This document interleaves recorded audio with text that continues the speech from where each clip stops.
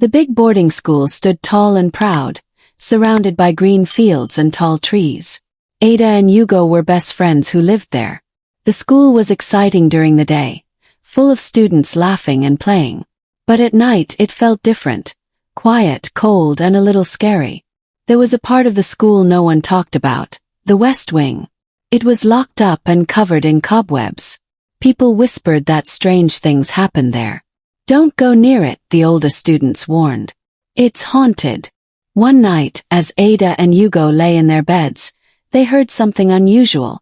It was a faint whisper like someone calling out. "Did you hear that?" Ada asked, sitting up. Hugo nodded, her eyes wide. "Where's it coming from?" The whispering grew louder, and it seemed to be coming from the West Wing. They grabbed a flashlight and tiptoed through the dark hallways, their hearts pounding. When they reached the West Wing door, they saw rusty chains keeping it shut. "We shouldn't be here," Hugo whispered. But Ada was curious. "What if someone needs help?" she said. Suddenly, the whisper stopped, and the hallway fell silent. A cold wind brushed past them, making the hairs on their necks stand up. Ada held Hugo's hand tightly. "We'll come back tomorrow," she whispered. "We have to find out what's going on." The next morning, Ada and Hugo decided to ask their principal, Mr. Okafor, about the West Wing. He frowned when they brought it up. "You shouldn't talk about that place," he said sternly. "It's dangerous." But Ada and Hugo weren't satisfied. That night, they sneaked back to the West Wing. With a crowbar they found in the storage room, they broke the rusty chains and pushed the heavy door open. Inside it was cold and dusty. The air smelled old, like it hadn't been touched for years. Broken furniture was scattered around, and cobwebs hung from the ceiling. In the middle of the room they found an old book. Its cover was cracked, and the pages were yellowed with age. The book listed names of students who had gone missing years ago. "These must be the missing students," Ada said, her voice trembling. Suddenly they heard footsteps.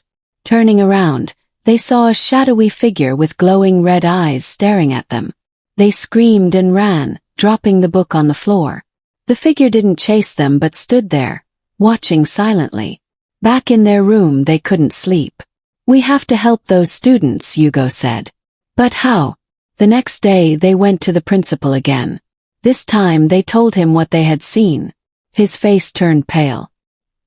He sighed deeply and told them the truth. Years ago, some students got lost in the West Wing during a terrible storm. They couldn't find their way out and never came back. "Their spirits are still trapped there," Mr. Okafor said sadly. That night, Ada and Hugo returned to the West Wing. This time they weren't scared. "We're here to help," Ada called out into the darkness. The whispers returned, louder this time. The shadowy figure appeared again, but it didn't look angry. It looked sad. "We know what happened to you," Hugo said. "You're free now. You can rest."